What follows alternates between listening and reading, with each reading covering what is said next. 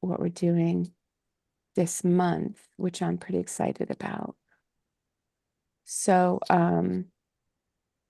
as y'all know, today is the conversation day, and this is Jeff, and he's going to be sharing some of his experiences.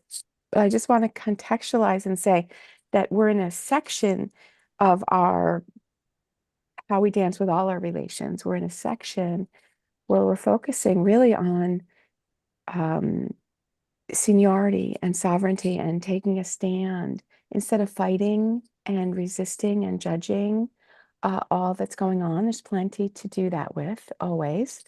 We're Our focus is on how can we be us and do what we're here to do, regardless of what's going on in the world. And we can stand. And this comes from, lots of people talk about standing as opposed to fighting. But for me, um, it comes from it's Christian Bible stuff. But Watchman Nee did a wonderful little book many, many years ago. He died like in mid last century, so a long time ago, say 100 years ago, called Sit, Walk, Stand. And it's about I think Colossians or Ephesians, about how we sit in heavenly places. And for us, in this practice, that means, we resonate with what is sacred truth and sacred love and sacred beauty. We resonate with heaven, and then we bring that to earth. We are that. We enjoy, like Amy Grant said, we want to live on the mountaintop fellowshipping with spirit, but we have to go down to the people in the valley below.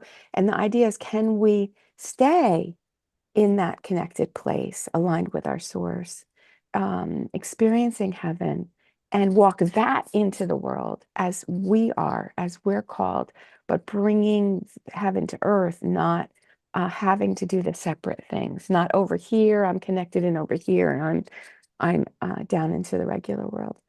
So sit, walk. We walk that into the world, and then we stand, because there will be pushback, and I could talk about this for a million years about pushback will come. There's stuff will come and say no, in us and outside of us, but the idea is, can we stand and not fight and resist or judge or kill or hurt or harm or be taken off track? Can we just stand in the face of the wind blowing, hurricane winds blowing? So that's kind of where this picture for me comes from. And so that's setting a little bit of the stage today. And so what I'd like to do is start with a 1-minute meditation, and then we'll all say hi, and Jeff will introduce himself, and he'll tell a few stories about our focus today, which is still standing firm in our own space, creations, life, and world. So here we are, and we're breathing. Good. And we're noticing our natural connection between our body and the earth, feeling the weight in the chair. And we're letting go of what we're done with, like sand in our hands. We're just, in our bodies and our souls, letting go, and just letting the dust settle out of the everyday dust. Nothing wrong with it, but we don't want to breathe it. And it settles down. And unlike in our world where it'll settle into the ground or it'll settle into the rug, and we have to do a vacuuming, in our inside play, we just let that dust settle all the way down to the center of the earth. You can even imagine that the center of the earth is like a big electro back, as if it's the 70s, vacuuming up all the dust, drawing it out as we let it go down to the earth. Good. And one thing I noticed around this subject is that we have ideas of other people and emotions and energy and thoughts and shoulds and oughts and could be's and would be's, and how we are supposed to be from other people. And so let's like let go, like sand in our hands, just let go of sand, let go of dust. And let it fall and let the vacuum draw it down, the gravity of the situation, draw that down to the earth, letting go of other people's, not just our own, but other people's we carry that say, no, you can't, no, you shouldn't, you have to do this. Good. And just rest here now, breathing. Let's breathe a nice breath, divine breath, breath of life in from the universe. Chest and belly rise and release that to the earth. Good. And I'd love it if you just keep doing whatever meditation, whatever being here now you would like, with with except for Jeff and I will keep the video off and just be here and have a chat. And then later, Laura, I'd like you to introduce yourself if you want to in the beginning and say what you might be wanting to talk about. And at the end, we can share together. Okay. Go ahead. Um, so yes, I'm Laura, in New Jersey. I've been working with Wendy here and there since 2008. Um, and actually, I hadn't really thought about what I wanted to work on, but I mean, sacred truth. I mean, as you said, despite what's going on in the world, but there's there is a lot, and there will be a lot going on in the world, and um, it's good to just be grounded through it and be in Yeah. our own truth. Yeah. Yeah. Awesome. Thanks, Laura.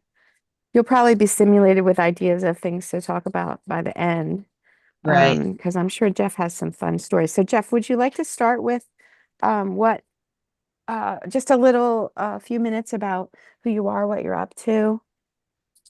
Yeah, I'd love to. It's so awesome to be here. Thanks for the invitation. Um, I am a traveler and a journeyer.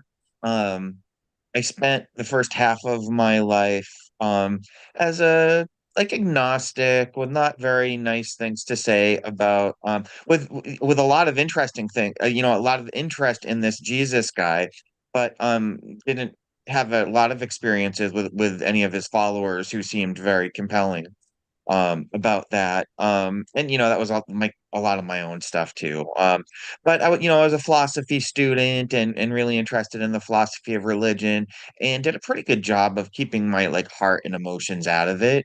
I'm a thinker, and it's feels safe to put my brain into places that my heart isn't ready to go. So that was how I tried to do spirituality, and it was about as effective as one might expect it to be, which was not terribly, and I eventually got that. Um, Spent a number of years in a fairly moderate evangelical church. Um, and for some of those years, that was a really great place to be. I figured out a little more about this Jesus guy I was so fascinated by. Um, but at the end of the story that part of the story comes the idea that there were ways it was not a healthy community at all, and their ideas about how to manage mental health struggles, for example, were medieval at best, um, and had a parting of the ways. And what I near the end of my time in that church, I was hearing more and more and getting more and more intrigued by all this talk about contemplation and meditation, and I dabbled with that. And that was a place that was moderate enough that they weren't telling me no, don't explicitly, but implicitly that message was there of it wasn't so much like this is satanic, but it was more like, what would you need to do that stuff for? Um, Mhm. and it felt, I felt liberated in the aftermath of leaving that church and had a real sense of, dear God, why is not everybody doing this? Why was it so hard for me to kind of find that trail? Um, and so I began writing about those experiences, and I've got a bunch of books out on different methods of spiritual practice.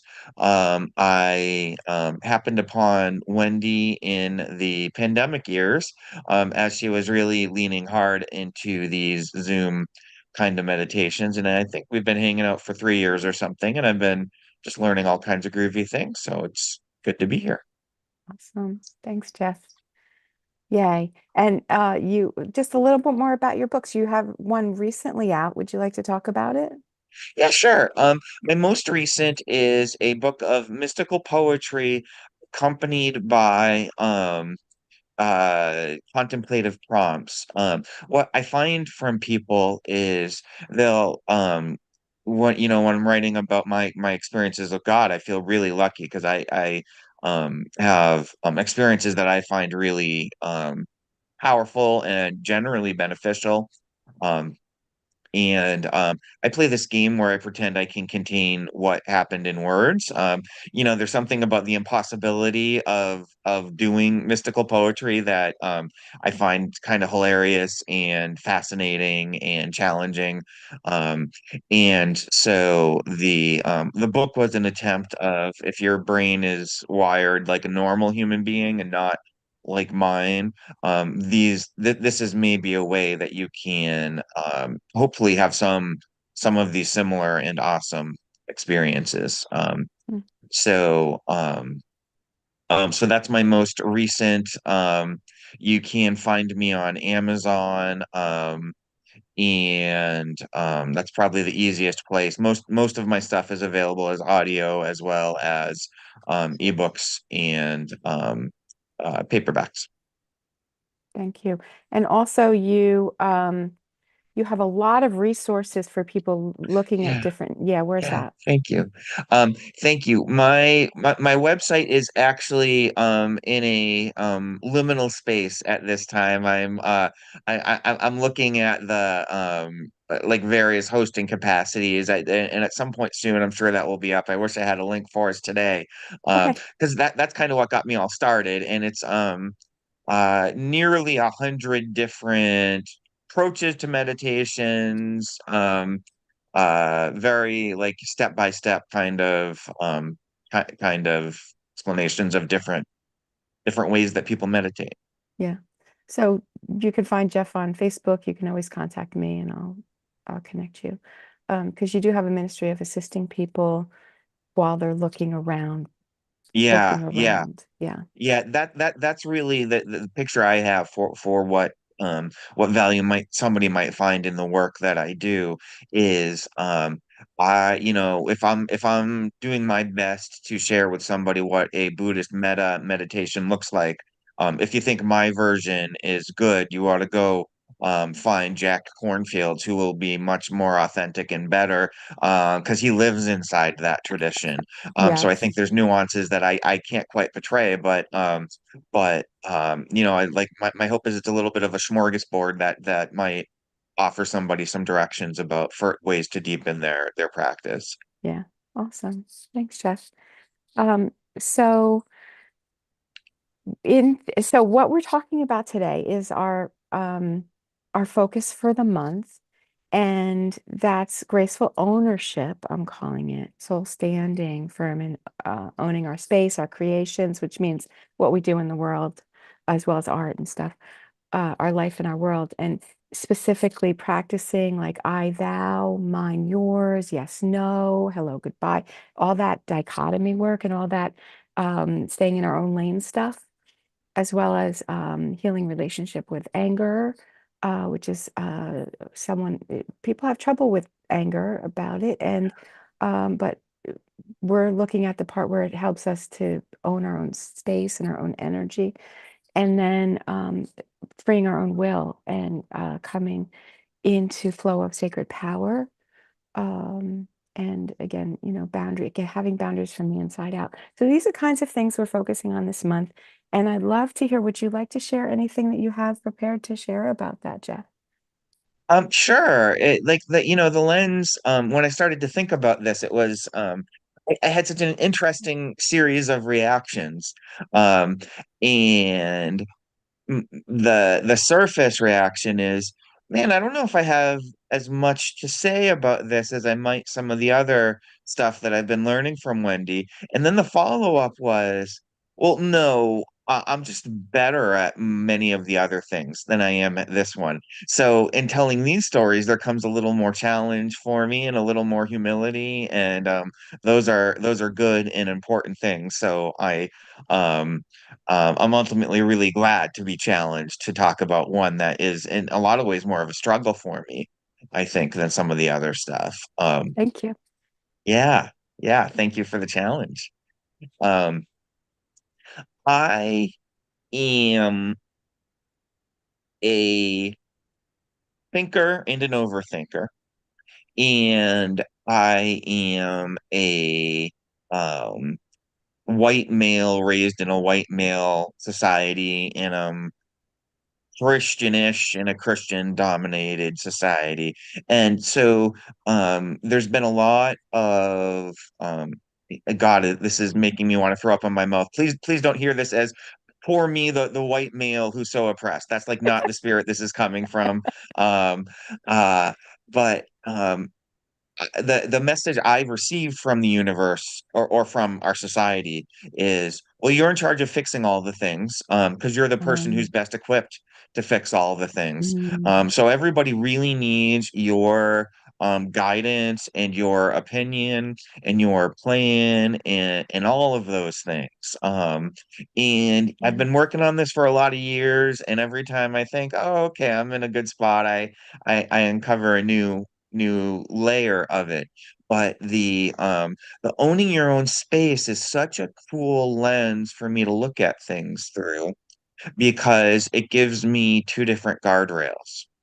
Um, um, Despite all of the above, previous mentioned stuff about myself, I can have a tendency to not really protect my boundaries very well. And like, because I have this like white man's burden, for lack of a grosser term, to come and fix everybody, like there's a part of me that would just give and give and give and give and give until there was nothing left of me, because that's like what I'm supposed to do, is Yes. go shore up all the holes in every dike that exists. Yes. Um, and so if I begin at the idea that my individuality is like the fundamental part of me, and where the work I have to do on some kind of level really ends, then I get reminded that I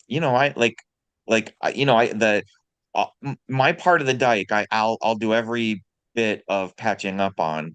And the people I love, if they invite me into it, or if I ask them and they say yes, I'll certainly be patching away. But I don't have to spend my existing patching up the holes in the dikes of all the people ever. um because my boundaries, my aura is where my responsibility ends. Um, and So in a really specific way, this manifested with my youngest, um, who is in many ways a very typical youngest. Um, and Doesn't always want to make the same decisions I would. Like, and that's their job for the age they're Yes. at. Like, that's what they're supposed to be doing. But uh I'm sure I know how things are going to turn out, so I want to like steal the wheel away. But the Yes. thing is if I have every right to exist as an individual and determine my own autonomy, the implication of that is all the other people do too. So, I can pretend I've got all these noble intentions when I run in, but there's a really like viewing things as like an issue of personal sovereignty, um, is sort of requires me to honor everybody else's personalness as much as I am like wanting to elevate my own. Um, so I think that was the first like the story as I started to think about all this kind of stuff. Could I say something, Jeff, about that? Please, please. It has me, we're in this interesting social political moment here where we have a different man saying like he wants to help women whether we like it or not, Wow. right? Like I just Yes. thought of that as you're talking. It's Yes. like, right? It's Yes. like that's like the opposite of what you're saying, basically. Yeah, Just thought you might right. want to say something about that. I mean, it's just so painful for me to say it, Yeah. It's well, I mean, it's once upon a time I was shallow enough to think consent was like a one-to-one relationship with sex. Um, and like it's all about consent Yes, at so many deep yes, levels. yes. And conversely, that also puts a light and puts a different perspective on the issues of sexual harassment and rape and sexual assault and all Mm-hmm. of those kinds of things. Like it Yes. like robbing a woman to choose is of the same character as a sexual assault. They're both they're both a theft of consent. Yes. I agree. I agree. Yeah. Yeah. And it's interesting because there's another conversation going on. And whatever like about politics, whatever about the social stuff, but it's relative to, where does my um I like how you put it. It's like my responsibility is here. What if I deal with here? And I think that's so helpful because then nobody wants to deal with here. Everybody wants to deal Yes. with there, right? That's the Yeah. healer's temptation. That's the leader's temptation. That's the Yeah. parent's temptation. It's the, right? Everybody's temptation is like, I don't like, I know it's a mess in here. I don't want to deal with that. I want to like fix you. I want to help you. I Yes. want to be the hero over there because Hmm. then, I get to be the hero. Um, but there's, the whole conversation about, you know, you know, um, that men, people are like, dear men, women are like, dear men, instead of protecting me, how about you just don't hurt me, basically, Yeah, right? right. If like that's our ask. Yes. That's our ask. Yeah. Like, please don't hurt me. I don't need your protection. And people are like, why not both? And it's like, Yeah. well, what do I need protection from? I mean, aren't we all supposed to stand with and for each other? Like it's Yeah. just like, why is it like a man thing? Like I understand it is like in the history and social and all this stuff, but to me, it's the same conversation. It's like Yeah. there's something um paternalistic about it. Yes. Yeah. So anything you want to say about that? Because you're really in this conversation for a Yeah. long time, and I just would like to hear what you have to say about it. Wow. Thank you for the invitation. You know,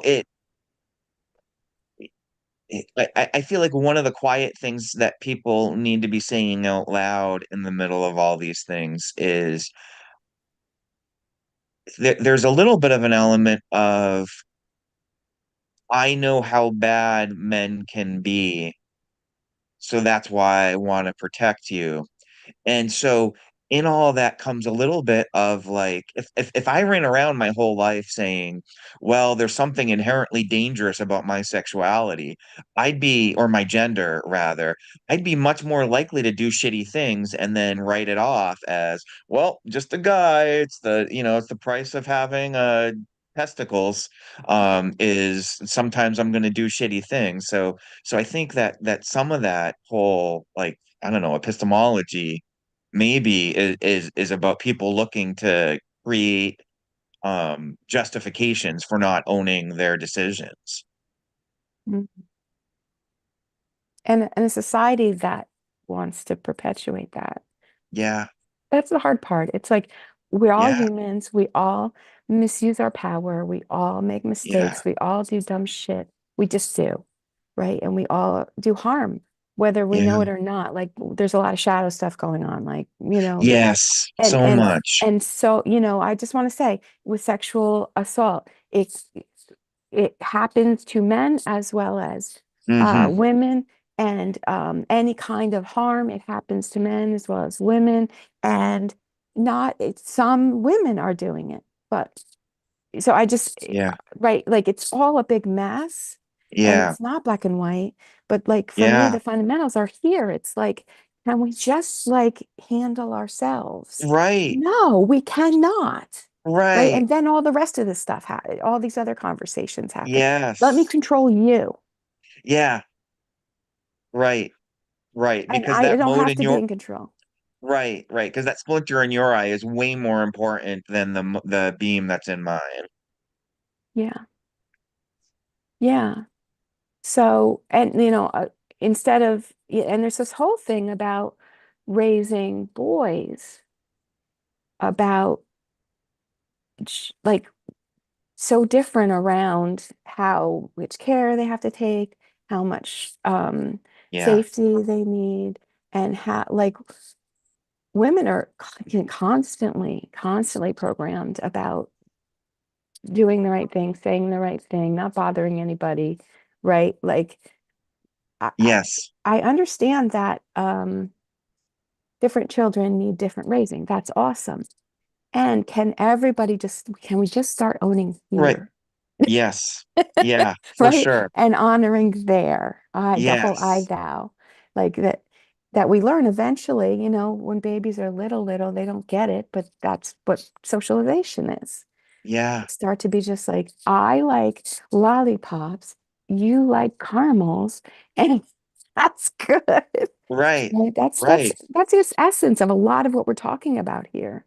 And that I can like lollipops and yay, and you can like caramels and yay, and everything's good. Right. It's actually better for both of us if we own that because I get all the caramels and you get all the lollipops and everybody ends up happy. I used to have my best friend growing up next door. We used to split hard-boiled eggs because she liked the white and I liked the yellow, of course. Right? It worked out great. Yeah, for sure. Right. Jack's brat would So, eat no fat. His wife would eat no lean. yes, Laura. Exactly. It works out great. I just am plumper when you cook me, but whatever. It's creamy and it's fatty. Like, welcome to Wendy World. Yeah. So I don't know if you want to go on, Jeff, to other things, but like I just feel like, in our culture and Yeah. also, in your experience for yourself, for your family, this part you started with is so rich. So is there anything you want to say Yeah. about that before you go on? Um, yeah, I mean it is really rich. And I think that this is a little bit of a segue into one of the other things that was really on my mind to share today, anyways. Um, in the midst of discovering like my stuff is my stuff to do and your stuff is your stuff to do, I find myself um freeing of freeing myself of it's worse than we usually say I got free of other people's expectations. But it's more complicated than that because it's our perceptions of other people's expectations that we're freeing ourselves from. Yes. Like I had these ideas that people wanted me to do X, Y, or Z, so I did them, and frankly, with a little bit of resentment. But when I own my own stuff, I can be like, screw you guys, I'm not going to do X, Y, and Z. And then the punchline is everybody's like, what? We never wanted you to do X, Y, and Z in the first place. Yes. Um, or even B, we wanted screw you guys. I've always wanted to be A, B, and C, but you never let me. Like sometimes the reaction is like, wait, we would have allowed you to be A, B, and C. You just had to like use your words and tell us that that's who you wanted to be. Um, Yes. Yes. um, and you know, one of like to make it again a little more concrete, one of the things that has been amazing for me, and I think this is really related to my looking at the world through this kind of like my space is my responsibility lens, is like queerness, to be super blunt about it. Yeah. And I'm not sure if I'm queer or not, but I'm starting to use the language with people I love about like, you know, I'm looking at that part of me. Um, Mhm. and people are really being fine and welcoming. And I mean, it doesn't hurt that all three of my kids are queer. So like it's like the cis het folks are a minority in my little family, and I live in the Northeast, so there's lots of things that make it easy for me to do it, but it hasn't weirdly been easy. And Yeah. it's been, well, you know, when I start to like say I'm gonna be who I want to be, everybody's like, rock on with your bad self, Jeff. And it's been really lovely. Yeah. Um, Yeah. Yeah. Can I add on that, Jeff? I would love it if you did. I wrote out before you talked about it at all. I wrote out coming out. Because it's what it is, just tell them what you want to be and they can deal with it. And sometimes, for some people it's really hard, and it's very even these days for about queer stuff, it's really hard to come out. Um, in general, it's just so much easier than it used to be. But there's Hmm. still a lot of situations that can mean physical harm. It can mean, loss of place to live, etc. But in the grander scheme, this whole, I feel like the queer movement has been such a gift to humanity in that we all are ourselves, Yeah. right? And it's just like I used to be like, why do I always have to be coming out? I have to come out about being queer, and then I have to come out about female face of God, and then I have to come out about being psychic, and then I have to come out like, what the hell? I have to come out about being poly. I have to go. It's just like, what's going on with like what like, but the fact is, like, I think everybody is in the same boat. It's just like our how, even if you think you're like white bread, just like everybody else, like, I would say maybe look twice, because the gift of the queer movement is to say, oh, I do it this, I'm a flower like everybody else, but I have this really amazing shade of pink that's just how I am. And can I let that show?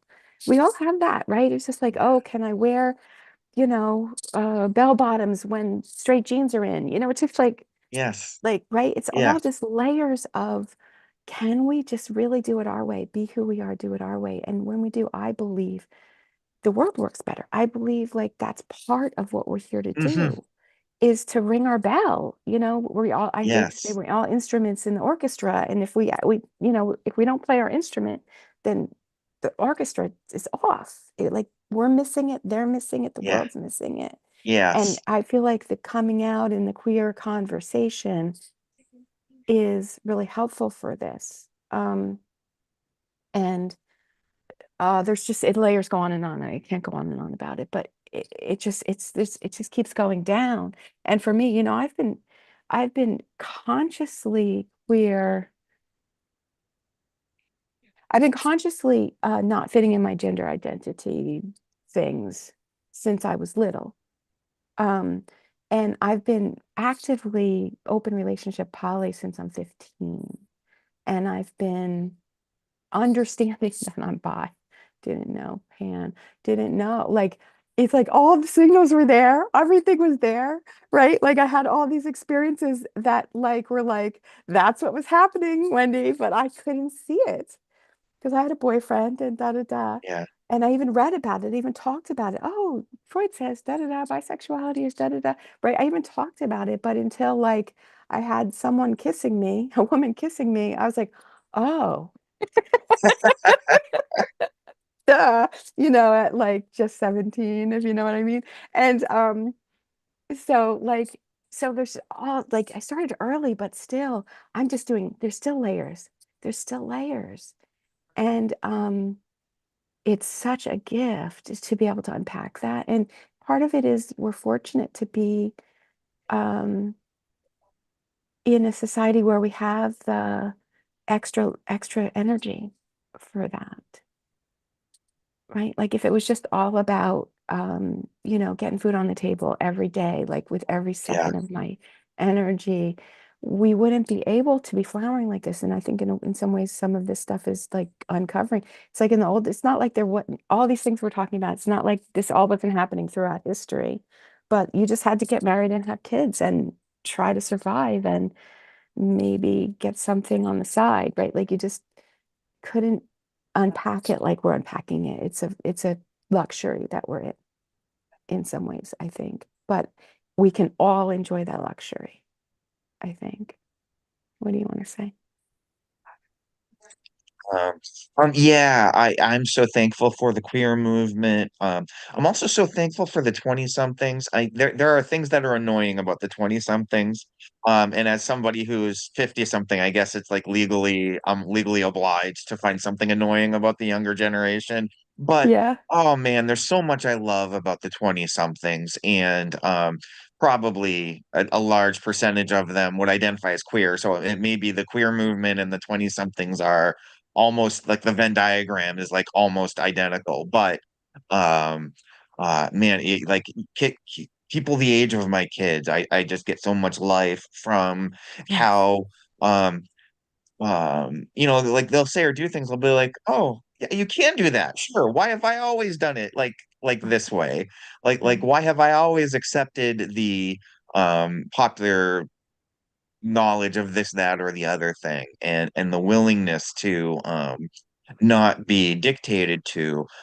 It's almost like it almost comes back to the topic, because it's almost like the 20 somethings have an intuitive knowledge of that I somehow missed, of it starts with me individually, and I need to be true to myself, and that's where my like morality needs to be, Mhm. I refuse to, I have a body of glass when it comes to your attempt to dominate me. Yes. Yes. It's a beautiful, wonderful thing. I see it too. Not everybody, but I see it. Yeah, And I do want to say about this, can we all come out conversation? It's not all boundary pushing. It's not all like some of the things that some more socially conservative people might be like pulling their hair out in this conversation. It's not all that. It's like, I'm a reader. I want to read. Leave me alone. yeah, I'm an introvert. yes, I don't want to go to right, all those parts. Like, it's just like, can I just accept it and say it and let it be okay? I don't need to make excuses, yes, right? Like, it's just like, I'm learning and learning and learning. It's like, just ask for what I need, like where you started the conversation. Can I just ask for what I need, say who I am, and let it be okay? And sometimes it's a big rumble and sometimes it's none at all. But can I just stand there and let them do whatever they do and then just do what I do? And yay, as usual, the children are leading us because yeah, yeah. yeah, awesome. Thanks. Did you have anything else you wanted to share? No, I don't think so. Yeah, I think that's what I have to say today. Awesome. Thank you. Miss Laura, did you have any feedback or questions at this time before I start my talking? Sure. Yeah, you started with well, yeah, that I didn't have a lot to say at the beginning, but I probably would later. And well, I think when you and I first got to know each other, I remember one conversation when we talked to well, our class, and your class that I was in. And yeah, about how people, I guess different people, a lot of people, just as you guys were saying, a lot, some of them just felt funny about talking to other people about what we were doing and how we would describe it. And I made a comment that I have a tendency to go for shock value. And Well, actually, I read recently my astrology. I think it was it's that's in my astrology. It may be Uh, because I'm a Gemini, if it was my sun sign, but it was something in my astrology. But anyway, so uh and so but I try to temper that because I've lost friends that mhm. way. And so that being said, and being that we're on YouTube and you have to be careful what you say on YouTube. Uh and Anyway, so there's certain things I definitely agree with you guys on. Uh-huh. Um that you talked about we have to we have to do us.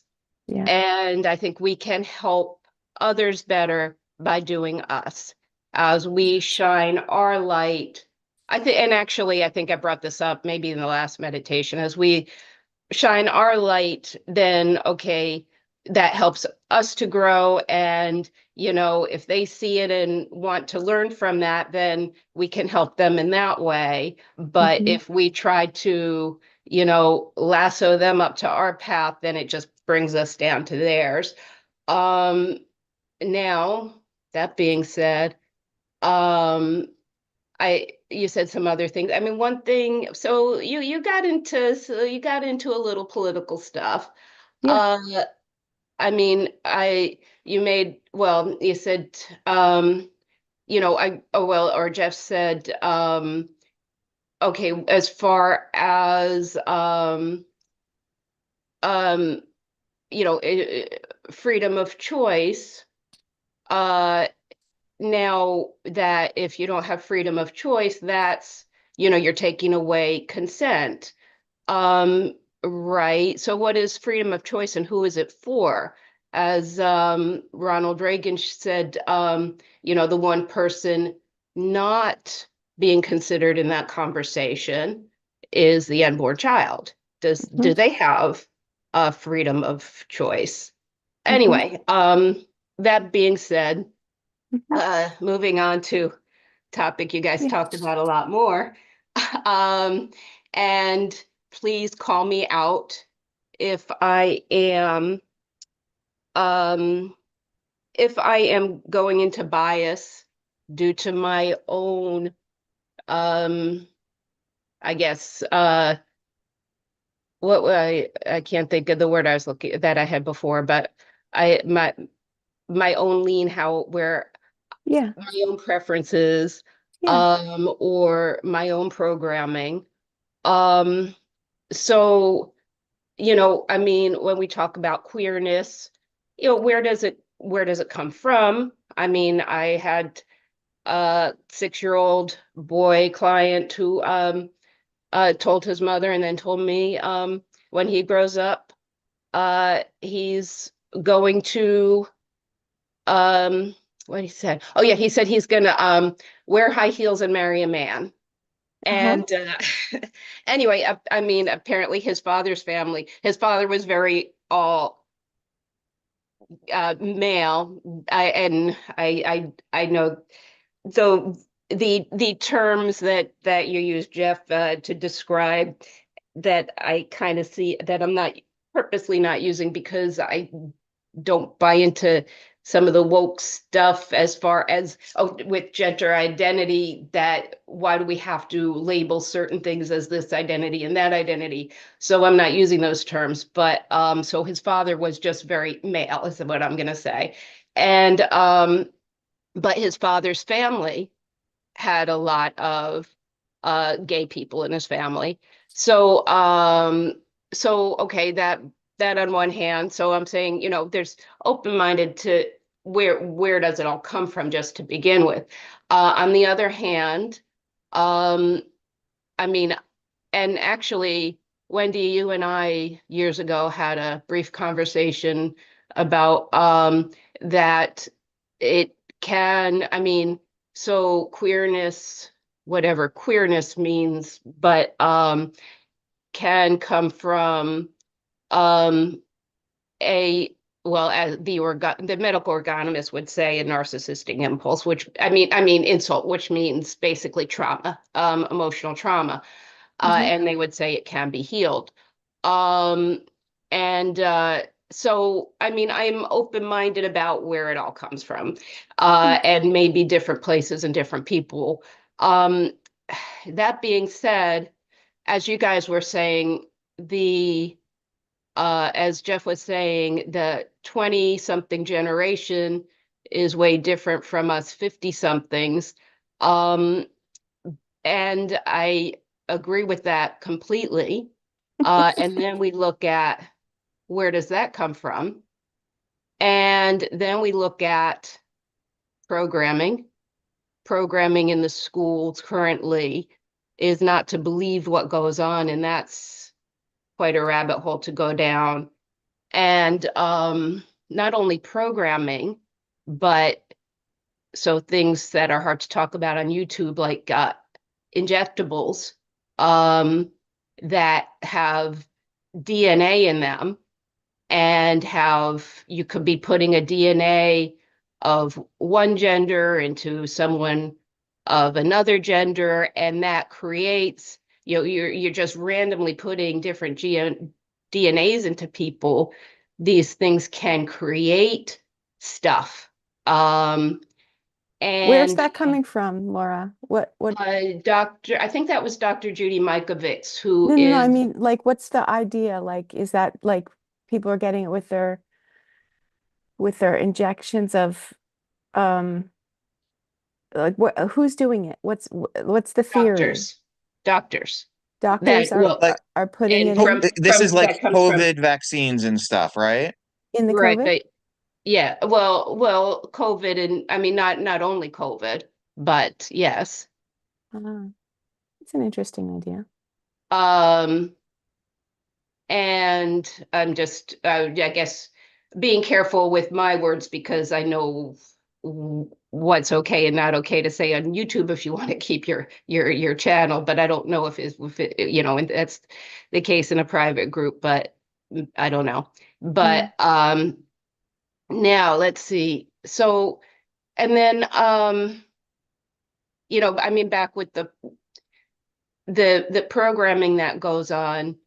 I mean, so I mean, well, I can go on and on this, or I'll just talk about this one point because of what I've seen in my work.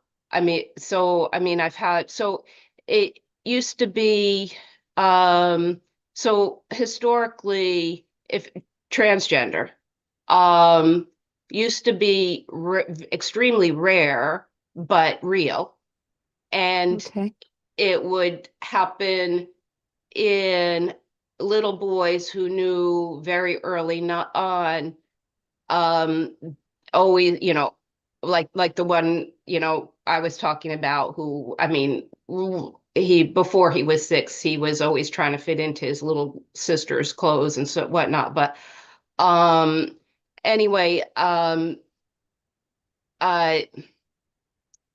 now, so when there's been different So Laura, trends. sweetie, Uh-huh. what I want you to talk about what you need and what you want and what's going on for Right. you. Okay. If there's anything like that, because you're getting into Yeah. theory about my life. You're theorizing about my life, Okay. and Um, I'm not theorizing about yours. right, right. So, Um, so, I just want to hear what you say, where okay. you, where what's your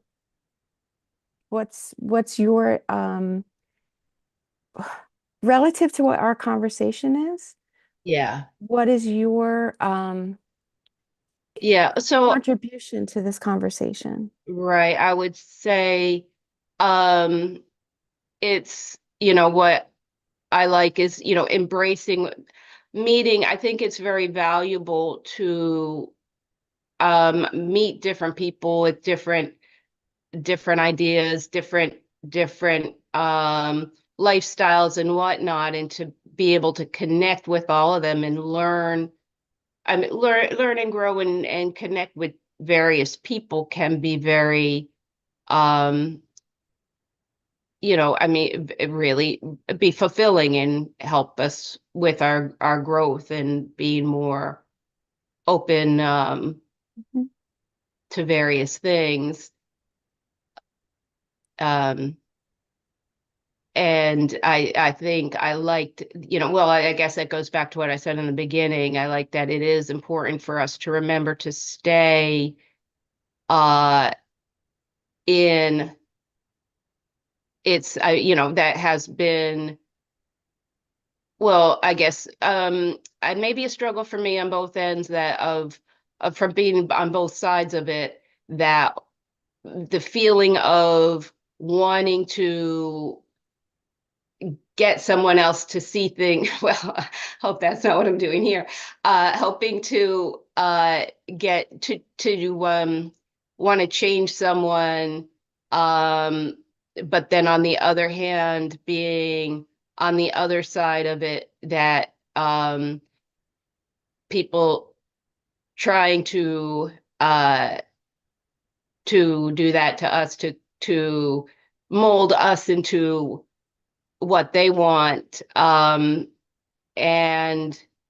that's something I feel like over time I've worked on neutrality,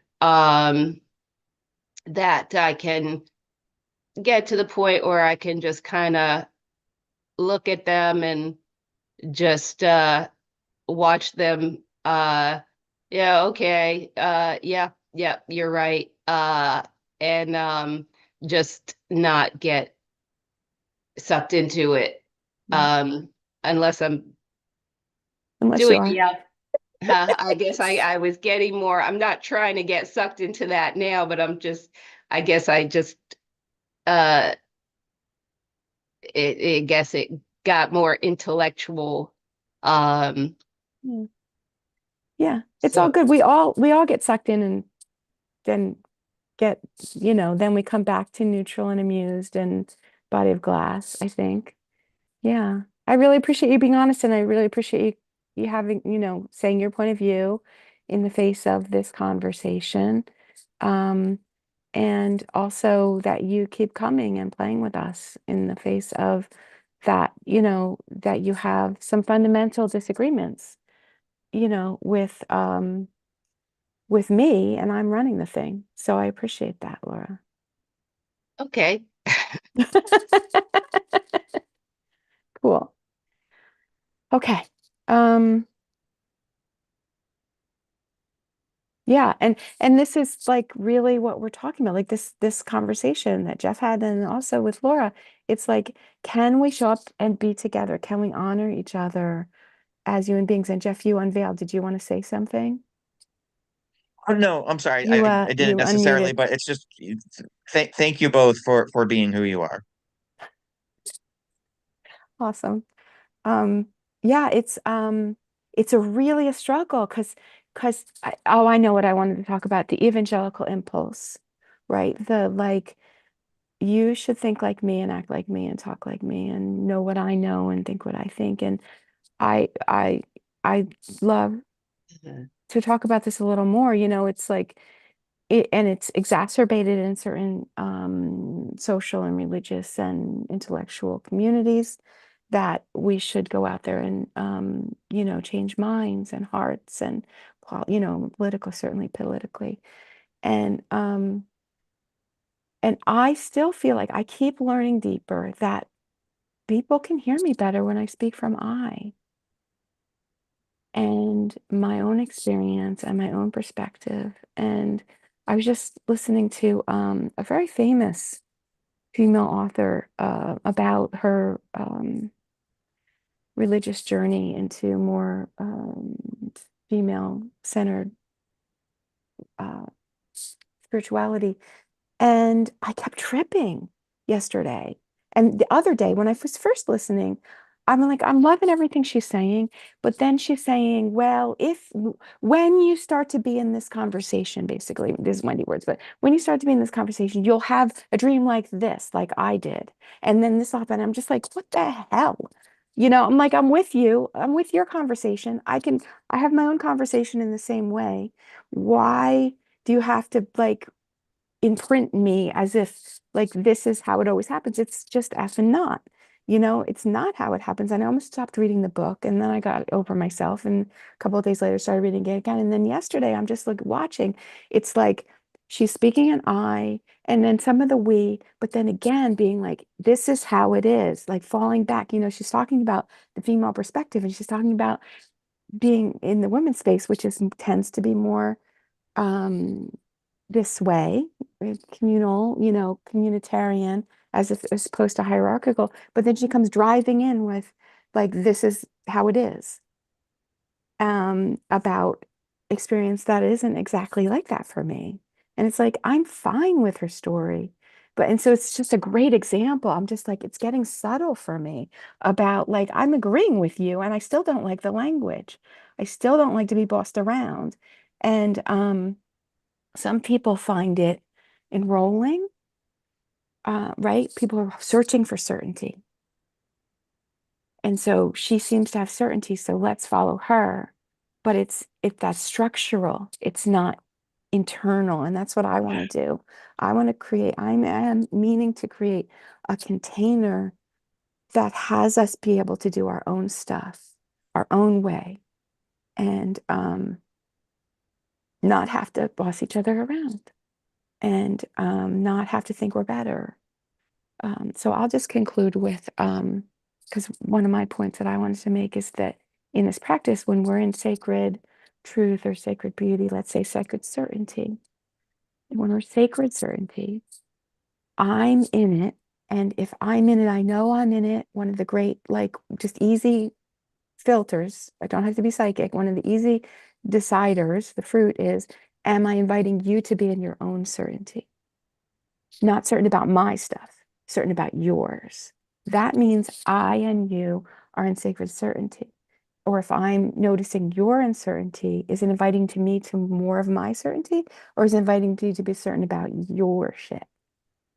Right. And like that's a big differentiator between intellectual or human certainty and spiritual certainty. But the hunger is there and it shows. And I see why that book sells, but I find it offensive. So, so we are coming to an end. So I just want to see what you guys said about any of that, starting with Jeff. Oh, and what I didn't say is that there's a big, in Christianity, there's a big, people are moving out of evangelicalism, meaning even moving out of Christianity, or becoming Christianish or whatever, but not taking out the default of you have to think like me. And it's really fascinating to watch. Okay, now I'm done. Um, yeah, that my experience in the church was what was just as you say. I was really lulled in by somebody who seemed very confident in their answers. And that was great that they were confident in their answers. But once you're inside those circles, the price to stay inside those circles is that you continue to grow in your like as long as you're moving in the direction of thinking like them, you're paying your dues to be part of that community. Um, and it's worth it. Community is wonderful Yeah. for a while. Yeah. Then you find out that like at some point you just like that for me anyway, I don't want to say you. I'm going to say for me, what happened was I realized there like it wasn't even authentically myself that was in those communities because I'd had to um like cover up and distort so many things about myself. I wasn't able to be really real. Um so I mean that and that kind of brings us back Yeah.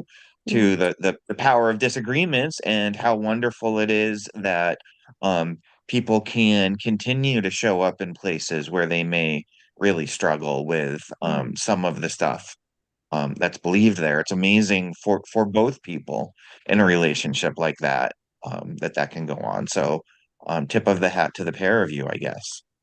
And you.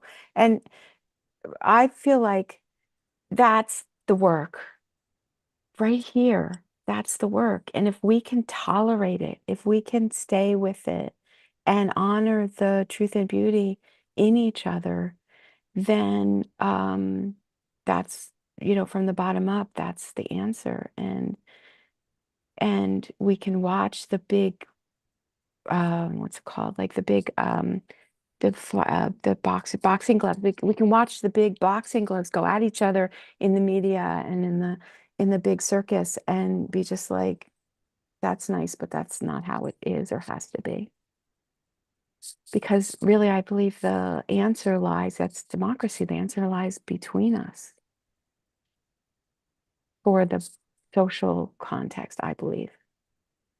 Right? We can find, I mean, we can find from honoring each other and ourselves a way that we can all live together more comfortably. And we can come out and we can hold what's sacred.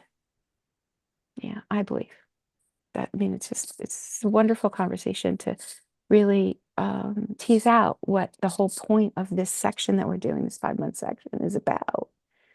It's about honoring I, thou, and going for what we want. Yeah. Anything else, Laura? Yeah, okay. Remember what I was going to say. So, right, it's important to have your own seniority, and I listen to a lot of podcasts, and well, as one of actually the podcasters I follow, Charlie Ward, as he says, don't, I mean, a lot of people challenge what he says, and he says, don't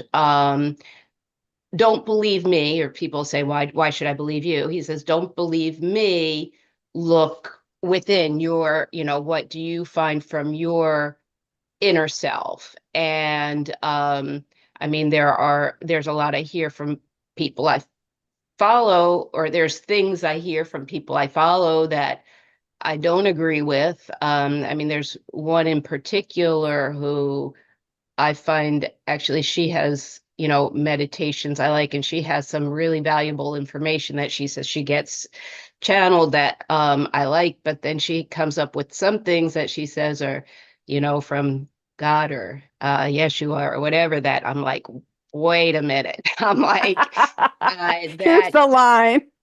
yeah, I mean, I'm like several serious things that I'm like, no, but then at the same time, I feel like there are things that I can get from her that um really do serve me, Yeah.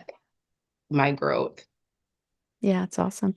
My favorite Christian teacher, Dr. Ruth Morgan, used to say, eat the fruit and spit out the pits. Right. And as we shine our light, yeah, uh then I mean the way, so there's a lot of, I guess, people actually, and one thing that I kind of got from the same one who I say and I disagree with, uh is, well, she says not to listen to podcasts or news or any of that. Um, but she says, because then you get stuck in your pea brain. And but it's the way, well, she's not the only person I've heard this from, but the way to really, there's so much we can get into with what is, what is true and what is not. And but how do we really heal the world? And the more we, shine our light, and the more we can shine our light collectively, um and then we amplify it that much more, to really heal the world. And as we, work in this process of ascension and change, all going on, really important right now, that those of us who are on this plane in bodies right now, are, I guess, I mean, we could look at ourselves as very fortunate to have been chosen to be here right now, as we're going through this ascension. Yeah. Awesome. Yay. So let's shine our light and hopefully stay in our own lane and stand. And all right. So I think that's a close unless Jeff, you have any final words. Awesome. So let's just take a minute and get back here, be centered and breathe and let go of whatever came up, whatever stimulation, whatever new information. We all, Dr. Bruce used to say, it's like a spaghetti fight. What's yours sticks to you, right? I love that. What's yours, keep. What's yours, keep. And let's give um, Jeff's information and energy that's his back to him, and we keep our own experience. But like wildflowers, just give some wildflowers to Jeff and let him give your wildflowers back. You don't need to be in his space doing his thing. He's doing that. We do our own thing, and Laura, we're giving you your flowers back, your information and energy, and keeping the experience and the wisdom that we got that's ours, and you give flowers back to us, some nice wildflowers, and give wildflowers back to me, and receive from me. Thank you all so much for coming. And I'm really looking forward to this month. It's purposely scheduled in this month for us to stand, and the wind blows and the waves come and we stand, and that's what we do. And how we are and who we are, the bell we ring matters. So thank you. Thank you so very much. Awesome. All right.